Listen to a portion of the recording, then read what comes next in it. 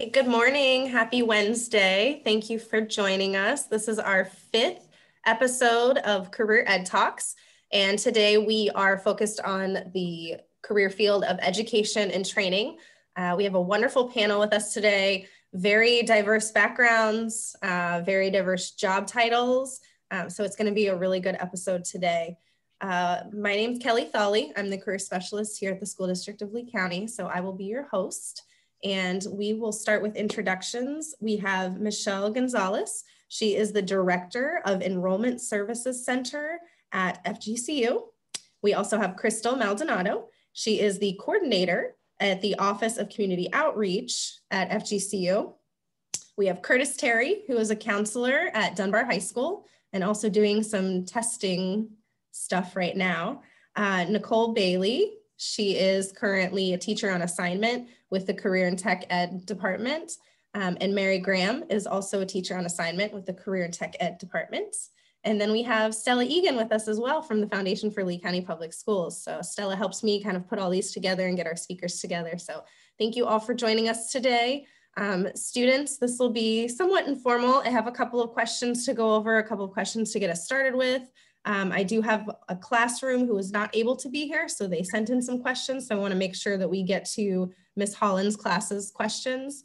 And then we will open it up, Mr. Shell, for your class, any other classes that Zoom in, to have some time to ask your own individual questions. The first thing we'll get started with is I do want to show you all this infographic. Can everyone see? Yeah, all right. So this is for education and training. This is the career cluster. Currently, there are 28,629 enrollments in high school programs that focus on education and training, and 1,295 enrollments in middle school programs. The top high school programs across the state of Florida are early childhood education, and then principles of teaching, and then child development. Certifications, students that you can earn are a child development associate, and then it also looks like they are offering the ServSafe certification in some of the child development courses. You can see the post-secondary programs, principles of teaching, all the way to early childhood education, and that seems to have the highest enrollment. And then your college tuition savings for in-state. You can see that there. You can see what your articulation pathway would be.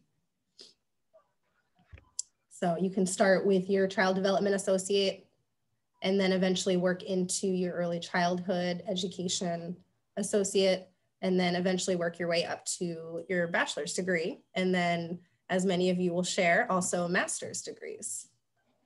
So I will stop screen share. And we'll go ahead and get started. So let's start with Crystal. Crystal, can you give us kind of your background, maybe where you're from, where you went to college, and what your degree is in for both your undergrad and graduate? Yes, thank you. So I was born here in Fort Myers. And so after I finished high school, I went to Florida State University in Tallahassee, and I'm first generation college student. So it was very difficult for my family to kind of let me go away, but I knew I wanted to kind of go to a bigger school, kind of get that college experience. And I got my degrees in political science and finance, because originally I wanted to be a lawyer. That was the plan. Things change. You know, I really liked the business field. After I graduated, the market was very low. That was in 2009. And the students may not remember, but a lot of the adults will remember. And so I went into banking, and afterwards I started working at Edison State College, now FSW, Florida Southwestern State College. And eventually I got my master's degree, and now I have my master's in public administration, which to be honest, my 2 bachelor's degrees really helped me with that program, because it had both aspects of knowing the politics of government and all of those dynamics, plus the business parts of, you know, budgeting, business financing, all of that, which helped me with that master's degree so that I can move up within higher education. And now I'm here at Florida Gulf Coast University, and hoping to continue to grow here. Awesome, thank you. I think that shows students that you don't necessarily have to start out in education to end up in education. So if it's still something that is your passion, it's something down the road that you could change your plans and eventually still end up in that field. Let's go ahead and switch to Michelle. Can you tell us where you're from, what your background is, and where you went to school, what you graduated with? Sure. I am originally from Buffalo, New York, so the temperatures today feel like home to me. Like Crystal, I was a first generation college student. I originally went to college with the thought that, like most young girls, I wanted to be a veterinarian. And I quickly realized that this was not the path for me. And I was fascinated by psychology. And I was fascinated by people do what they do. Why is it nature versus nurture? So I did my degree in psychology. I actually did a double major with that and community mental health, a health and human services degree. And I started working in the counseling field. And I realized that that was not the fit for me. That was really not where my skills necessarily lied or where I really had an interest. So I went and I started working on my master's in higher education administration. And I really liked, when I was in school, I realized it was very, very difficult as a first generation college student to navigate the college process, and that the administrators were not always sensitive to the needs of a first generation college student. And so that really became kind of where my niche was. And I started working, I moved to New York City, and I worked at a couple colleges in the New York City, Long Island area. And I've done everything from admissions, where I've gone recruiting around the country, which is fascinating to do. I worked at the registrar's office. I worked in student accounts. I worked in financial aid. And then recently I was promoted here to oversee the Enrollment Services Center, which kind of oversees all of those areas. So it just gives me an opportunity to work with students and families and those first generation college students every day. Thank you. Curtis, you're up. All right. Hello, everyone. My name is Curtis Terry. I'm one of the 5 counselors at Dunbar High School. I'm in my 18th year and my 8th year at Dunbar. So I went to a Christian liberal arts college just outside Pennsylvania, or Harrisburg, Pennsylvania, called Messiah College. Originally as a history ed major, I wanted to coach. And, all my coaches in high school were history teachers. Shocking. I think half the coaches here at Dunbar are history teachers. But I also, like Michelle, got into a psychology class and was fascinated with it. So I knew I wanted to stay in education. So I switched to psychology, and I got a minor in criminal justice just in case I wanted to go that route. But I decided I wanted to be a school counselor. So when I got my bachelor's in psychology, I went to Shippensburg University and got a master's in secondary school counseling. And that's where I really got, we had to do multiple internships. It was fun to do. And I started at a middle school in Harrisburg, Pennsylvania, and I started working with students with autism. And so I went to Penn State, the World Campus, and got a certification in autism awareness. So even though was a very small population at that time, it was fun to work with those students. So I was worked up there in Pennsylvania for 10 years, 2 years at a middle school, and then 8 years at a high school. When I started at the high school, then I really got into the athletic side. I was the designated high school counselor for the NCAA Clearinghouse. So I did a lot with recruitment and, there's specific classes they need just to qualify to play college athletics. Then my best friend and his wife moved down here. He was the assistant principal at Dunbar. They finally convinced me after a long winter in Pennsylvania where the temperatures did not get out of the teens for about a month and a half to move down here. So I've been working here at Dunbar for 8 years now. It's been a very different population. The population I worked at in Pennsylvania was about 92% white, and they were very affluent. So I'm really enjoying working here at Dunbar. We've seen also a shift in demographics here, even over my 8 years at Dunbar. And the one thing I really like about working as a school counselor, even though now all I'm doing is testing, is that there's something new every day, and I love working with kids and helping them find what they want and what their passions are to be hopefully a productive adult someday. Awesome, thank you. Nicole, do you want to share your background? Mine's not so interesting. I graduated high school locally. I went to Edison Community College, which is now FSW. Thought I should be an accountant, and was dating a guy, and his friends all had girlfriends, and we were all in classes together, and they all want to do elementary ed. So I switched to elementary ed, which was probably not the best thing I could do. Went to USF, it was locally, got my degree and my bachelor's in elementary ed. After that internship, I thought, I can't do it. I can't teach the little kids, but I didn't want to waste my degree. So I instantly started a master's degree the first year FGCU was open in educational technology. So it allowed me to continue working in education. And at that point, I realized I really did like the education. I love people, the pathway, and being involved and actively involved in that. So then I had kids, stayed at home, worked at a family business, and then events happened and I needed to get a full-time job. So I went in and taught a second grade class one year, and I thought they're too little. Went to fifth grade, thought they're okay. And then I got a job teaching ninth grade. I thought this is the best thing ever because like they're older. I always liked the kids who struggled but tried. I really liked helping them. And I did that for 7 years. And all in the meantime, I kind of adjunct at FSW teaching college kids. I really like that. But I taught ninth grade for 7 years, and now I work with the district helping the teachers get the resources they need to help those students. Thank you, Nicole. Mary, would you like to give us a little bit of your background? Let's see. Well, I was born and grew up in my younger years in Syracuse, New York, and then moved to Ohio, and quickly realized that I don't like cold. So my whole teenage years, I was trying to escape and find someplace warmer. So I went to Bowling Green State University in Ohio, and I started as an art education major.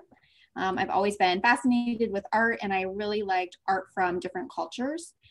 So I sought out opportunities while I was in college to expand my horizons from the small town Bowling Green, and opportunities both for my love of art and culture and my desire to be someplace warm.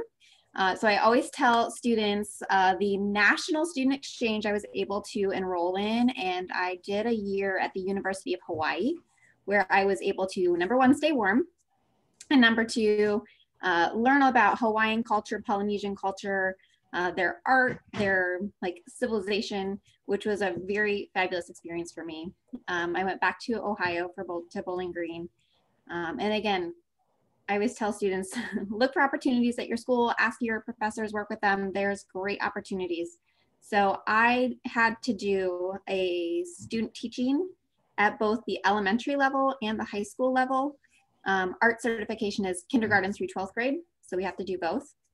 And I did my elementary at a local elementary school, but then I was able to do my high school at a Navajo Indian reservation in Arizona. So again, a great opportunity to learn about different cultures and different people, different backgrounds, and their art that I loved.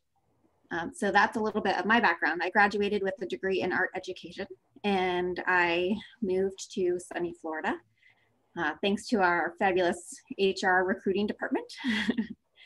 I taught in middle school. I taught art in middle school for 12 years. I also taught TV production, digital design, computer classes. I might have had some of you as my students. I wanted to I loved middle school. So anybody I had in middle school, I love middle school students but I was looking for a different schedule. So after I had kids, I went to high school. And when I was at high school, I taught art and journalism, a little web design. And I quickly learned that I liked middle school and I liked middle school hours better. So I went back to teaching middle school. And again, I taught digital design, TV production, all of the arts, creative arts. And then I ended up here with the Career and Technical Education Department. Like Nicole, I now help the teachers find resources and whatever I can do to help enhance programs. Thank you. I love this panel because I feel like we're all very different. We have very different backgrounds. And I think it's a really good showcase that education, that career cluster is not just teaching. You don't just have to be in the classroom.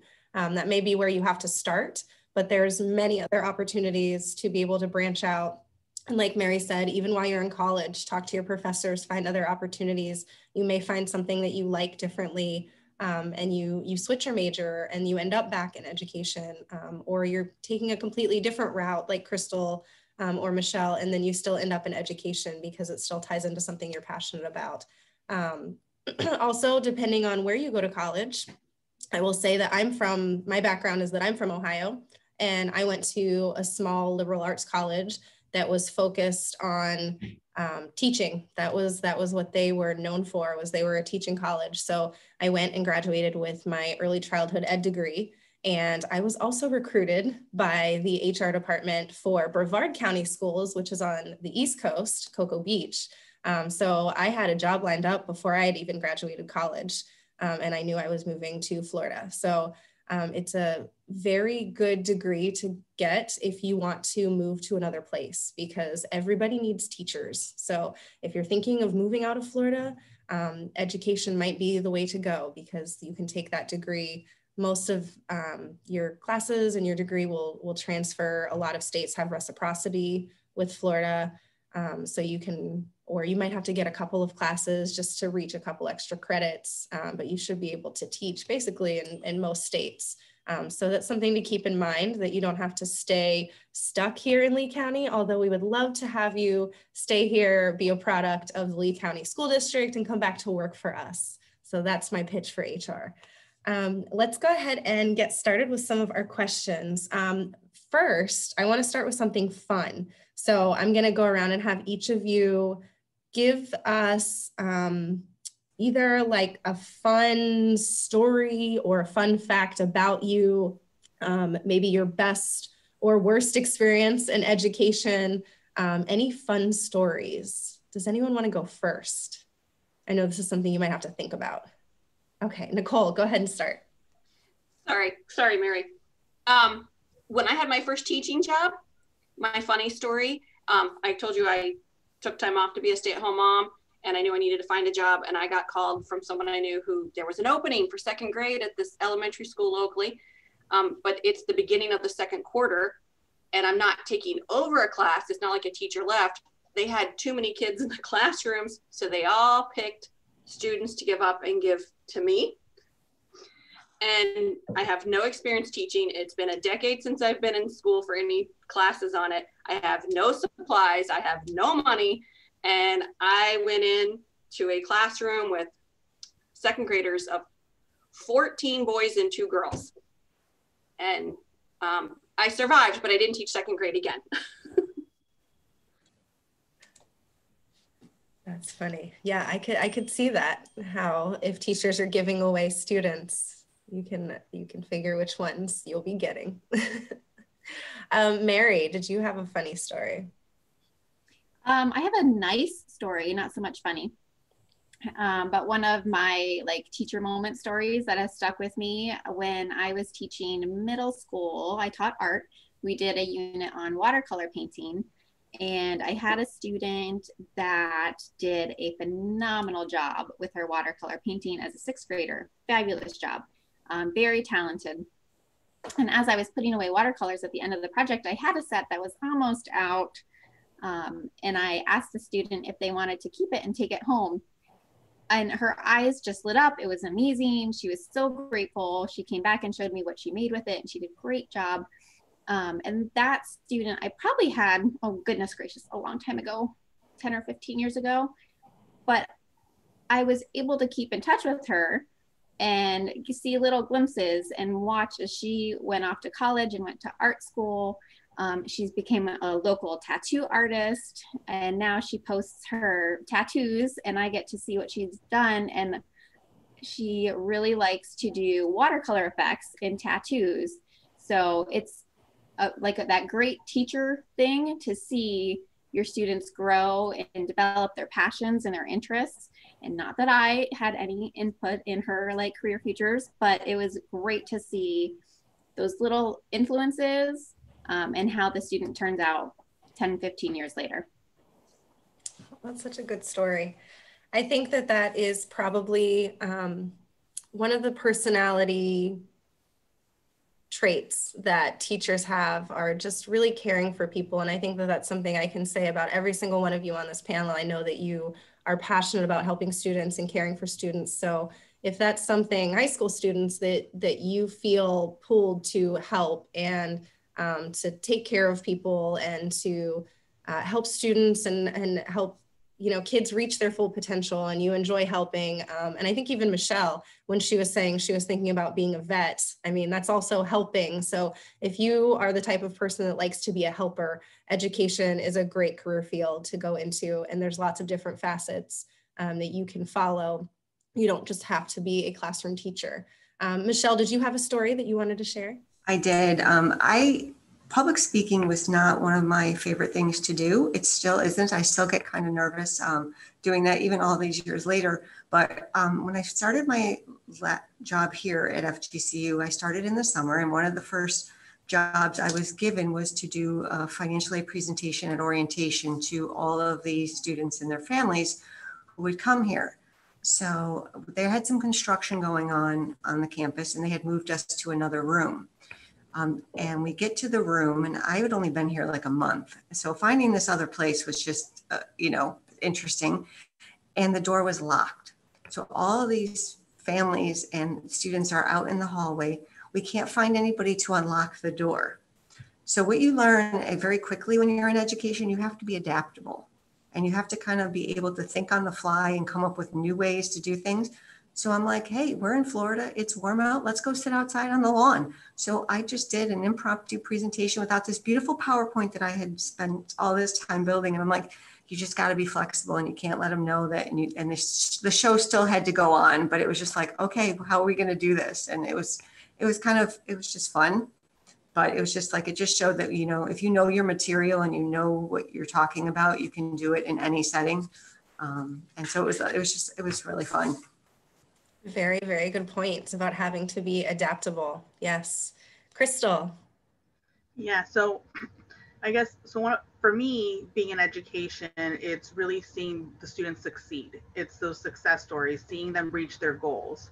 And, when I was at FSW, I did a lot of different roles. We wore a lot of hats because it's a smaller college, and I did financial aid, advising. I was a scholarship coordinator. So when I moved into the role of student, like in the student engagement role and for the Lee campus, I was there like a couple of weeks. And then they're like, oh, we have to do a summer program for this partner organization. It has to take place in 2 weeks. And the students have to stay on campus for 6 weeks, and they have to take classes, do certain things, and you're going to have to do it. And I'm like, oh, okay.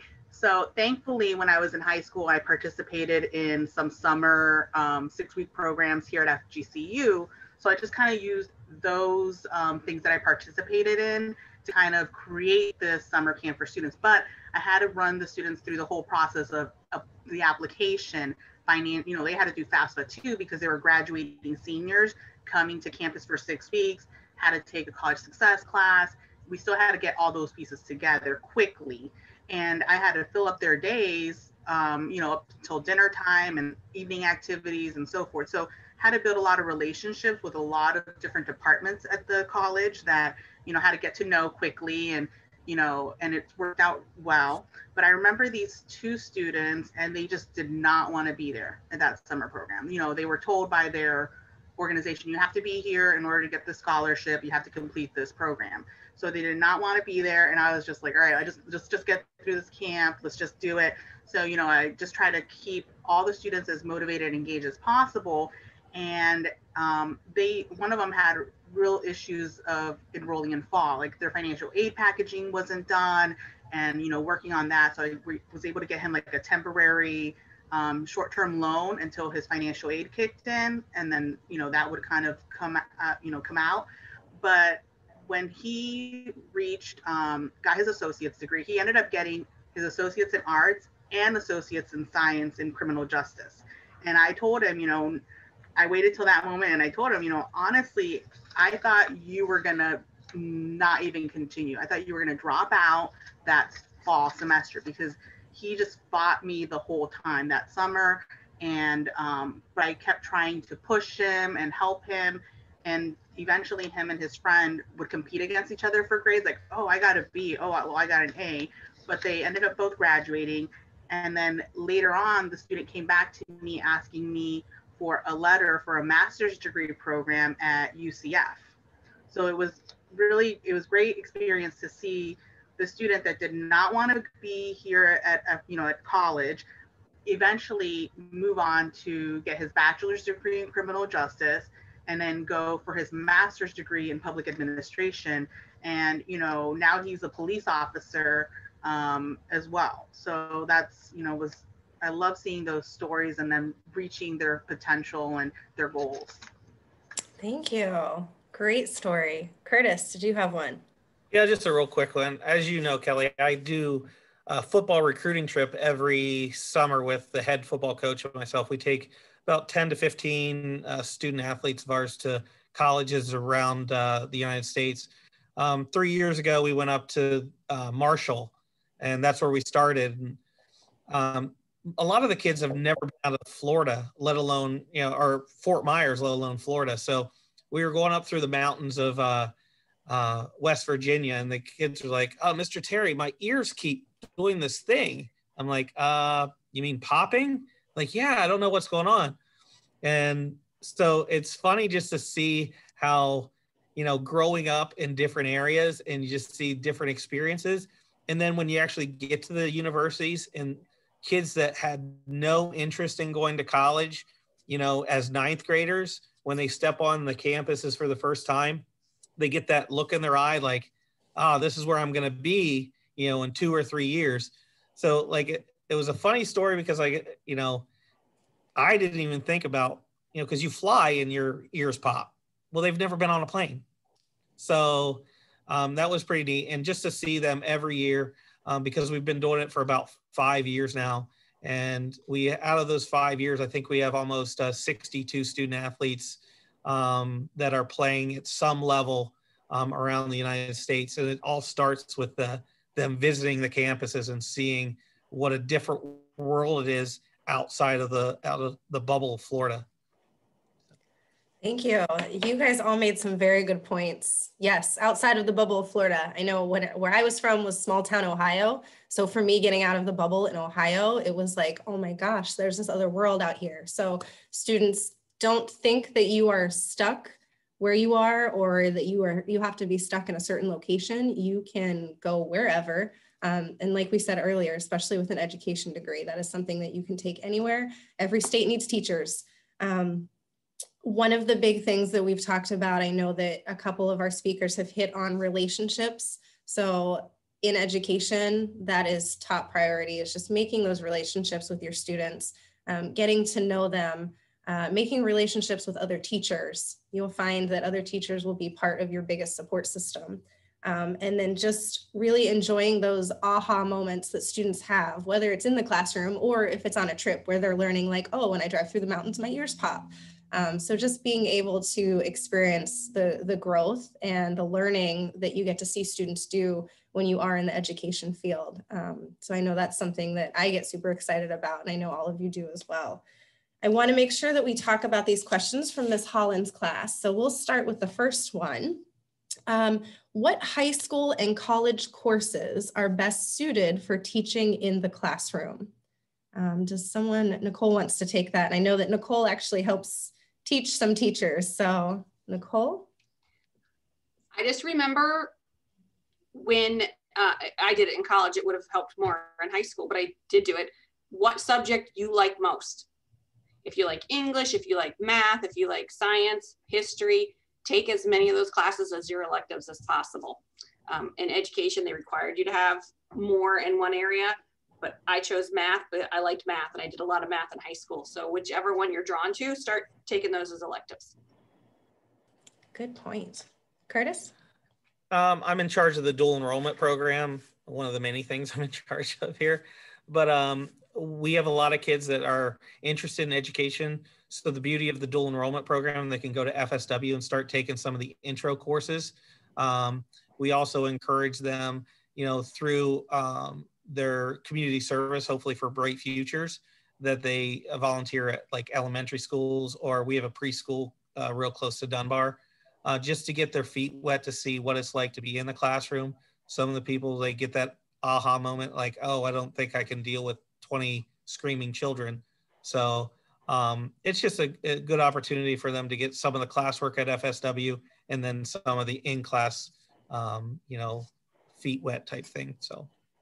Right. If your high school offers a teaching academy, that's a really good place to start. And if not, like Curtis said, find some volunteer opportunities where you can volunteer at a daycare or at an elementary school. You can go in and I know a lot of the elementary schools around here do reading buddies. So you can go in and be a reading buddy. We've touched on this before in previous episodes, but it's just as important to learn what you don't like as it is to learn what you do like, so that then you can pick a more clear path for you. Any other high school or college courses that anyone wants to talk about? Michelle? I think you definitely take a public speaking, because no matter what you're doing, you're going to be up in front of a classroom. I do presentations all the time. I have to teach people how to do different things, do college success courses. Whatever you're teaching, you're going to be in the front of people, and you need to be comfortable doing that. And being with all eyes on you is very difficult. I mean, I know a lot of schools will do this in some of their classes. They do more and more. We have to do presentations, and they're starting at the younger ages doing that. But if you have an opportunity to take a public speaking class, I highly recommend that. Thank you. I think too, psychology. I think psychology really helped prepare me, just learning how humans learn and how humans interact. I think it was a really powerful class to help with the teaching.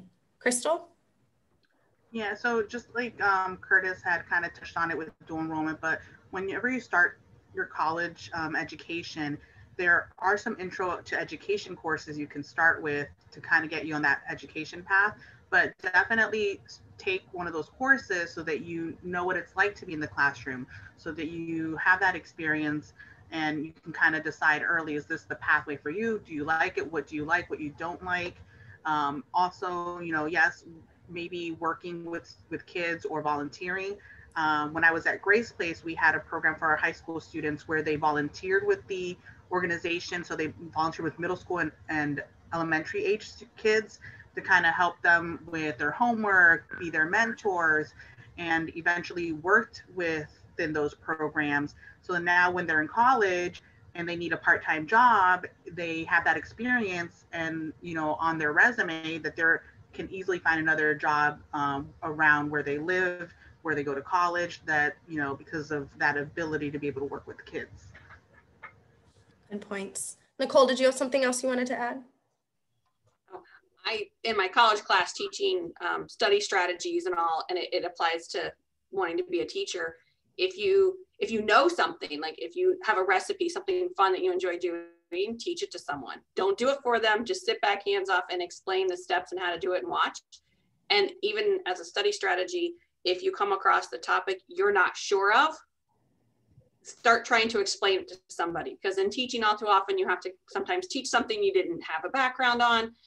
So try to read up on it and teach somebody, and then that opens conversations and you'll start to learn more. But just trying to talk to people. Good points. The next question from Ms. Holland's class is, what is your favorite grade level to teach and why? So let's start with Curtis. What's your favorite grade level to interact with? anything but elementary and middle school. I did 2 years of middle school, the longest 2 years of my life. They're interesting people, but high school, I'm very sarcastic. And when I build relationships with the kids, the high schoolers, for the most part, get it. The middle school get upset. So that wasn't a good fit for me. Crystal? So not that I was in a classroom as a teacher, but within my roles, I'm still educating the students either through workshops or activities. But when I was working at Grace Place as the college access counselor, I was working with the high school students and helping them through what they needed to do to get to college. Working at FSW and FGCU, I'm working with college students, and so I worked with both of those, and I really do prefer working with college students. High school students are great, and I love them, but there's more independence with the college student, that when we need to meet, they're able to meet. When with the high school students, for me, it was a little more difficult because they're in school, they have extracurricular activities, they have so much going on, and college students do too, but they were a little more accessible because they're a little more independent. So for me, I do love working with the college age student. Mary, did you have something you wanted to add? Yes. I always knew I wanted to be an elementary teacher. I loved little kids. They're so sweet and cute. And I did a lot of activities in high school and in college with elementary age, whether it was like working with my church youth group, YMCA has like a after school program, Big Brothers Big Sisters, and I always loved the little kids. Except when I did my student teaching and I had to teach little kids, I learned that that was not for me. They were a little too needy, and again, didn't get my humor. So when I got my first job, I taught middle school, which seems to be the toughest. They get a bad rap, I think. I loved middle school. 7th grade is a really hard year, and that's actually my favorite year to teach. 7th graders and 8th graders. 6th graders too, they're about as elementary as I could go. No middle schoolers are gonna see this, are they? So I loved middle school. And then when I switched to high school, I heard all this fabulous stuff about high school students, but high school was not for me. And I think I expected high school students to be more independent. Sorry, high school students, to be more self-advocating. And I was a little surprised that I didn't find that. And I thought that the middle schoolers actually did a better job of advocating for themselves and taking personal responsibility. So I switched back to middle school. So high schoolers, self-advocate, be responsible. Awesome. Good points. Good points. Nicole. I think from my standpoint, there's stereotypes of the type of elementary people. And even in elementary, it's kindergarten to 2nd grade versus the 3rd to 5th grade teachers. Mm-hmm. And then middle school teachers are their whole different creature. They're unique. And then your high schoolers tend to be a little more sarcastic and adult in the humor that the other ones don't get. So it's just kind of your personality and where you fit, but there's definitely some stereotypes along the way. Exactly. I know I loved teaching. Kindergarten was my favorite grade to teach until I had a child. And then I enjoyed high school because I felt like I gave all of my energy to my own child, and you need a lot of energy to teach kindergarten and 1st grade. So at that point, it was a little easier dealing with high schoolers. So you might change your mind throughout your years as well. The next question they have is, what is the hardest thing about being in education today? So whether it's working at the college level or working, as a classroom teacher, what is the hardest thing about being in education? Nicole? Well, for me, I always struggled with the amount of documentation and paperwork you had to keep up with, and the rules changing each year.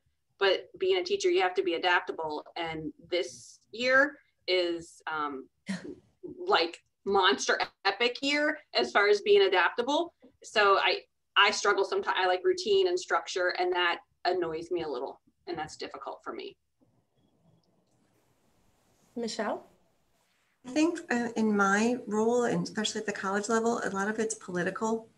There's a lot of politics, depending on what party is in power in the government, sets the policies and the tone for our financial aid and that, and it becomes very challenging. And I think there's just not enough resources for students, especially those middle income families. So it's just challenging. It's hard to see. At FGC we're able to leverage a lot of resources to help those middle income families, but it's sad to see sometimes that students have this desire to go out of state, to go to school or to do different things, and the funding just isn't there. So for me, it's a funding issue, and just seeing students not have the opportunities and equal access to opportunity. Very good point. Anyone else? Curtis, Crystal, Mary? Hardest thing about being in education? I would agree with Nicole, especially everything changes in school counseling. Graduation requirements change, Bright Futures requirements change. It changes sometimes during the year. It's just, and then it's a lot of, seems to be more and more these days for the districts. The old CYA type thing, and it filters down to the teachers, and it's a dump. And it's like, there's not enough hours in the day to get all the actual paperwork that they require us to do just so they can have their documentation in case something happens. So from school counseling, I got into it to help kids and to see kids. And as you know, I've been doing testing for the last 2 months because of an unfortunate situation here at Dunbar. And I very rarely see students anymore outside of the testing world. So it just becomes, you get into it with this idealistic attitude, and then you're slapped in the face. And it's just frustrating sometimes not to be where your passion lies. Thank you. Crystal? Yeah, I was going to say some of it. I agree with Michelle. And also, I mean, it's the hardest part for me is I wish everybody had all the information and all the resources and utilize them at the university.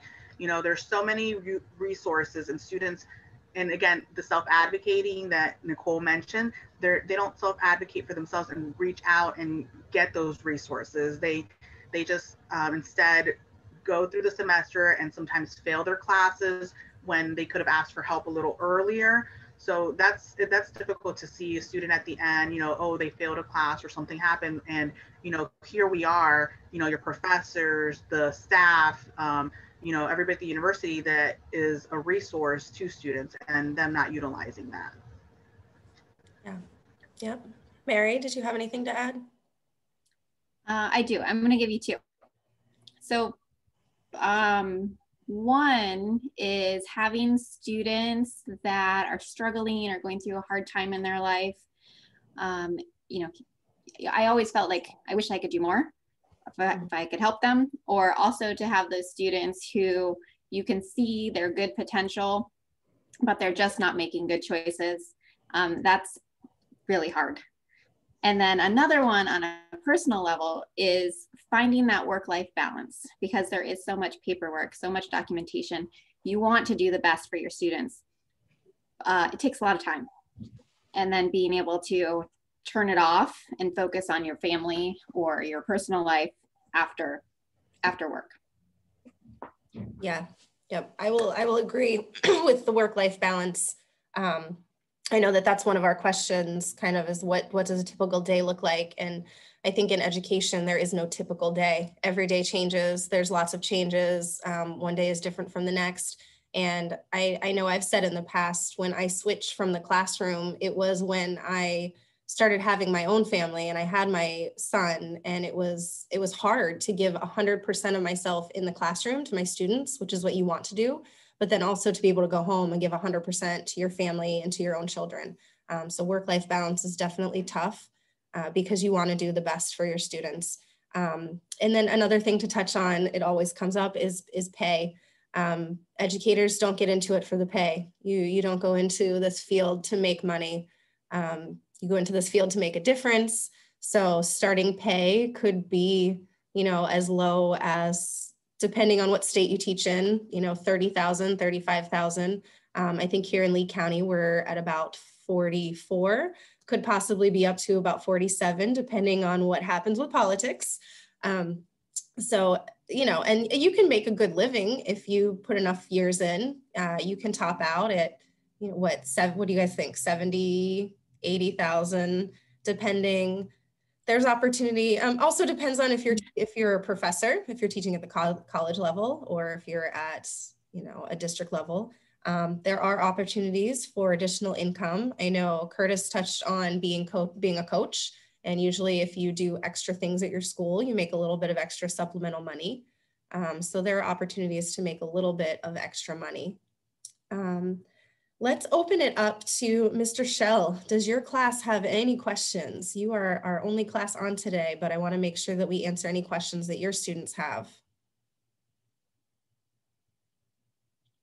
And you are muted, Mr. Shell. There you go. I just unmuted. Canavis is going to give you a question right now. Go ahead, Canavis. This goes for all the teachers who are currently on this Zoom meeting. So throughout your high school year, when you decided that you wanted to do after you graduated, what are some obstacles that you face while chasing your career to becoming teachers or positions that you guys are in now? Okay. Any obstacles that you all had to overcome to get to where you are today in education? Mary, I see that you unmuted, so I'll let you go ahead and start. I did. So I went to college at Bowling Green State University. It was a very small college. I could walk everywhere. I didn't have a car. So then when I went to do my student teaching, I didn't have a car. And it was to the point that I was going to have to take a semester off to work and save up for a car so I could do my student teaching. So that was a big obstacle for me. Luckily, I had a family member that was able to loan me their car while I did my student teaching. So it worked out and I didn't have to take off.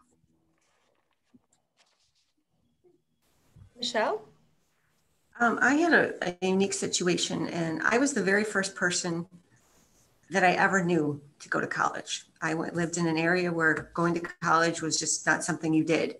And so when I went to college, I think I mentioned I was wanted to be in a pre-veterinary track, and I quickly realized that this was not the path for me. And so I met with my counselor at the school, and I decided to change my major to psychology. And she said, well, these courses that I was taking, this chemistry and this biology, would not apply to my new major. I didn't need them. So lacking knowledge and resources, I thought, well, I don't need them. So I stopped going.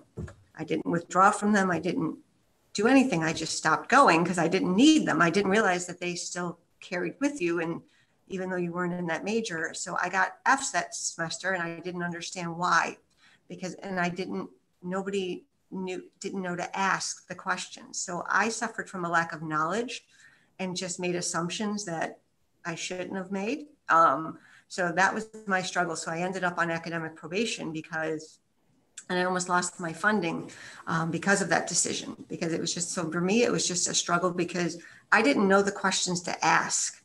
Mm-hmm. So because I didn't know what to ask, I made poor decisions. And that's why I'm so committed now to helping those first generation college students, because I struggled so hard and I had nobody to go to. There was nobody who I had even a frame of reference.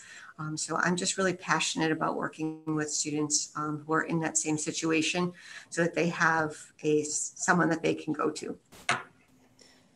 Thank you. Very good points too. I think that it's very important. This kind of goes along with advocating for yourself, is when you are in high school or when you are in college, find someone who can be your mentor. Find someone who you can go to ask those questions, or to even say, I don't know what questions to ask. What should I be asking? So find a trusted adult that you can go to really get some feedback and ask those types of questions. Nicole, I saw that you were unmuted. I was just going to talk about budget and jobs. When I did my final internship, I was newly married. I didn't have kids, but I had to pretty much quit the job I had to go work a full-time job for 16 weeks for free. And I struggled with that, but I knew it was coming. I took an extra semester to graduate just so I could fit that in. And I worked a lot during the summer, saving up money and meal prepping, which wasn't a thing back then, but I had hamburger meat frozen and all kinds of pasta stocked up. I had it all planned out, so I at least had a meal a day to eat. And then, like I said, I kind of backed out at that point. I didn't go get a job right away, but it was scary for me to try to figure out how to make a living being a teacher. And when I did do that, I still had a weekend job. So the hours are a lot when you're in there working, but you do have a lot of days off, and you have the weekends off, and you have the summer off. So it's totally easy to have a side job if they're flexible. So that ended up at the end of the day not being that big of a deal, but I was very concerned about it at the beginning. Very good points. Mr. Shell, do you have any other students that have questions?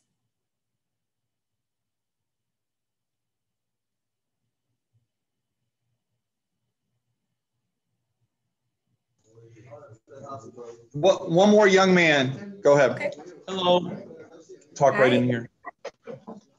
So I just have a question for you guys. What type of advice would you guys give to, students like us, 18 and 19 years old, that want to go into that field of education? What is some advice that you would give us?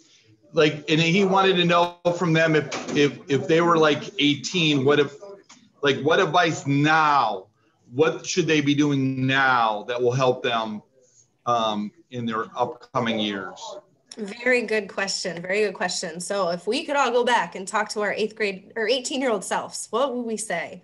Nicole, we'll go ahead and start with you. This is a good one to kind of end on too.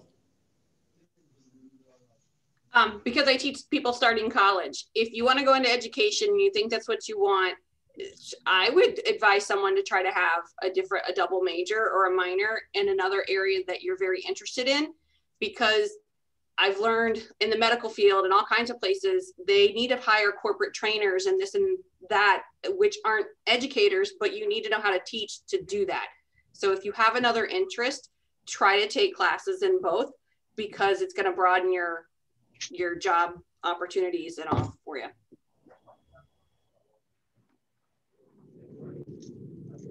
Crystal? So here's my plug. Fill out your FAFSA. If you haven't done it, fill out your FAFSA for financial aid and do that every year. And, how you're going to get a lot of your funding. And that's how a lot of scholarships are also requiring that. So, me also being first generation, my parents could not help me with anything related to college. I had to figure it out myself. My parents were like, great, you want to do it? Go do it. Just tell me what you need from me. And so I didn't have anyone to help me. So I found my mentor in high school in our career center. So I was her teacher's aide, I guess. And so she was able to help me through that process. So yes, find a mentor now that can kind of help you, and you can kind of help you through that process, or you can go to with questions, if it's a teacher or guidance counselor, but also, fill out that FAFSA, because that is important to have that funding. And Michelle mentioned it. That's affects a lot of students in the future, is that lack of funding.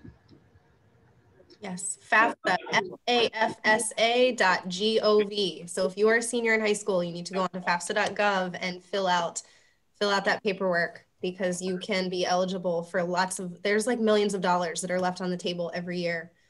So go in, fill out that paperwork. If you need help filling it out, there are multiple opportunities. The Foundation for Lee County Public School, they offer opportunities. FGCU offers opportunities, FSW. Reach out to any of us and we will put you in contact with someone that will help you fill out your FAFSA. Michelle, did you have something to add? Yeah, I just say, I think is be flexible. You may go into college thinking that you want one career path, or your family may be pushing you towards one career path. And I see time and time again that students are not really passionate about what they're doing. I tell people every day, I don't have a job. I have a career. I love what I do. I go to work every day, and I'm excited to be here. I'm excited to meet with students and do those things. Do what you're passionate about. If it doesn't feel right and it's not a good fit for you, it's not going to be something that you're going to love to do, and you're not going to be effective. So I say just be flexible about what you want to do, And it's okay to change your mind multiple times. Absolutely. Can I piggyback on what Michelle said?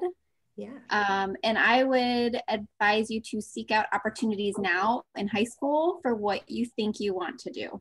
I did a lot of volunteering. Like I said, I thought I wanted to be a teacher, so I babysat, I volunteered at youth groups, I helped with Girl Scouts, whatever I could do to get those experiences and see if it was really something I was interested in.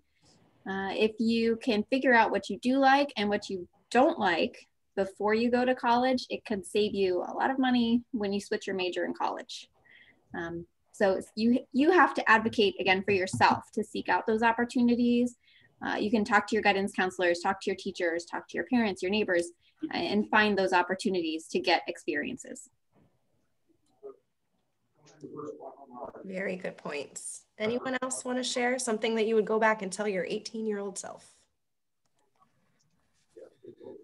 Kelly, I think the big thing, especially now because it's December, if you haven't done your applications yet, you really need to get on that. Comes like UF, FSU, that ship has sailed. It's pretty late unless you could run a 440. You're not going to get, they're not going to accept your application. So make sure you're doing your applications and do your homework. If you do want to go into education, we don't make a lot of money. So you don't want to go to a private school and rack up $50,000 a year in loans to go into education, because that's going to take you the rest of your life to pay off. So do your homework, know what your potential career earnings are, know what classes that you're going to need to take. And then when you do get into college your very first year, make sure you're meeting with your advisor. So you're doing a 4-year path so that you're not paying for that extra 5th year for college, because every little bit counts. And if you do, or if you're fortunate enough to do dual enrollment, try to get done in 3 years so that you can possibly, if you have bright futures or whatever, start working on your master's degree before you're, done 4 or 5 years. The more that you can get done at the cheapest possible way you can do it, the better it is. Because I know, Kelly, one of the questions that you had in your thing, does it really matter where you go to college? And for the most part, I would say no. However, in some fields, obviously, if you go to Harvard or Yale, those kind of universities, it does give you a leg up. But FSW down here is a fantastic option. And then, they have the 2-2 with FGCU. And if you can live at home and save some money, you can really set yourself up to be successful in the early part of your life. Yes, very, very good points. You're right, especially in education. I don't know that it matters what college you have on that degree. As long as it says that you are graduating with a degree in education, that's really all that you need. And Curtis talked about the 2+2 program. You can go your first 2 years to a state college, FSW, local, right here, live at home, go your first 2 years, get those core classes out of the way. When you go to college, your first 2 years are going to be taking, your typical college algebra. You're probably going to have a public speaking class that you have to take. It's a lot of those core classes. So if you can go to FSW where it's much cheaper, and maybe even if you qualify for FAFSA, you can get it paid for completely. And then you can transfer in for your junior and senior year. Those are your years that you really focus on your major. Then you can go to that university. Thank you so much, Curtis. Thanks for joining us. Thank you all, and great questions there in Kevin's class. So thank you. Thank you. All right. Well, I do want to make sure that we are being cognizant of our time for all of our professionals. Thank you all so much. Kevin, does your class have any last minute questions? No, they just say thank you very much to everybody, and thank you for what you do. See you later. Thank you.